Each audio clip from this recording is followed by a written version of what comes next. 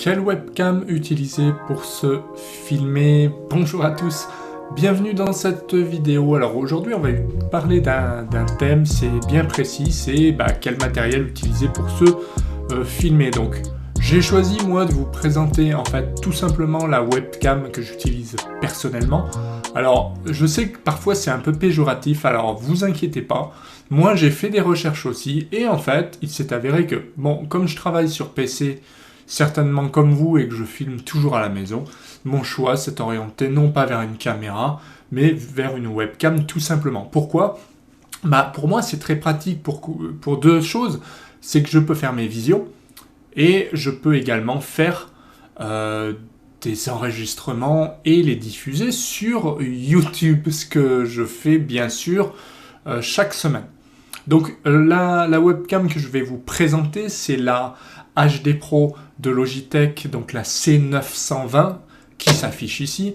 Donc simplement, moi j'ai choisi cette webcam parce que c'est un bon rapport qualité-prix, quoi. C'est une excellente qualité.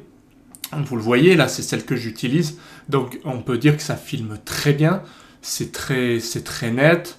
Donc la qualité, la netteté est très bonne. Si vous l'utilisez sur Skype, vous pouvez changer par exemple le fond derrière vous. Vous pouvez mettre en flouté.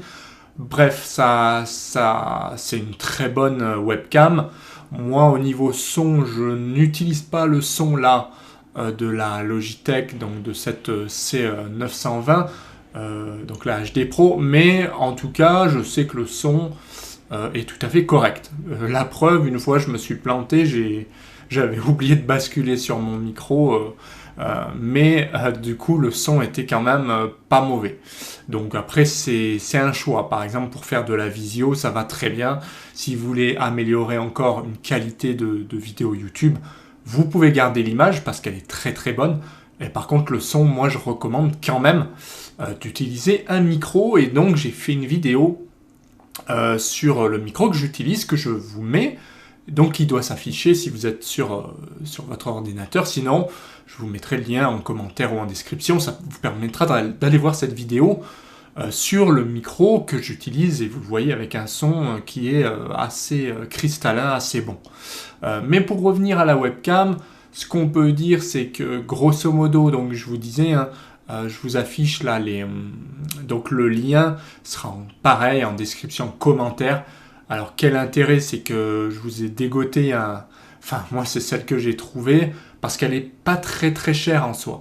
Alors bien sûr, ouais, c'est ça, pour une webcam, c'est déjà un bon produit.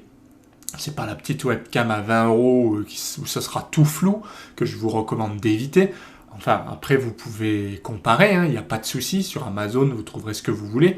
N'empêche que, entre une caméra qui va être beaucoup plus chère et une webcam comme ça, de très bonne qualité et pas excessivement cher, je dirais, eh bien, vous aurez quand même quelque chose de très bon.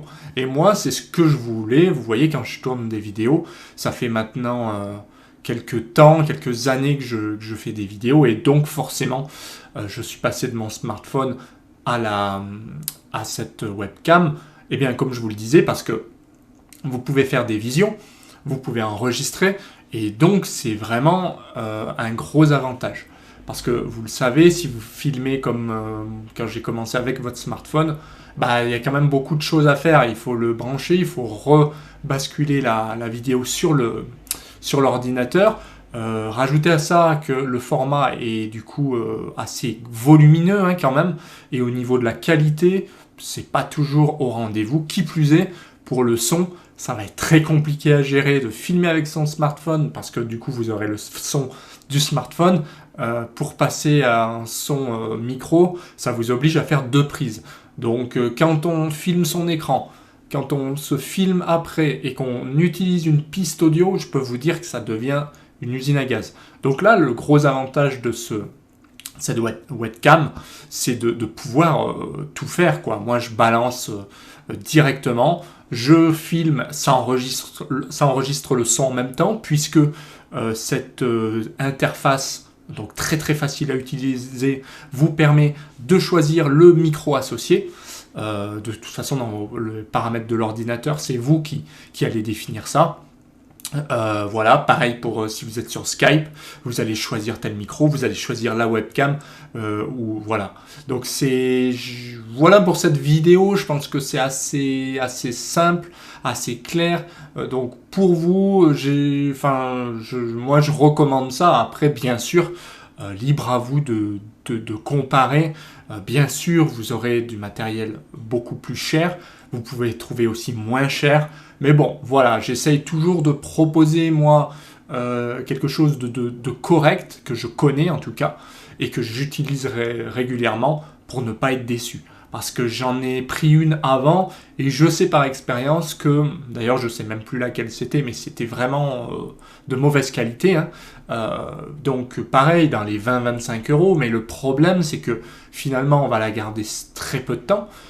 Pour faire les visios, ça va, mais pour enregistrer, il manque un peu de qualité.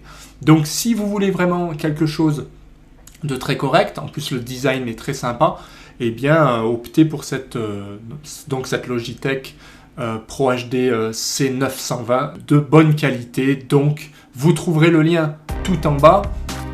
Donc n'hésitez pas à cliquer dessus et à comparer un petit peu par rapport à ce que vous connaissez, n'hésitez pas.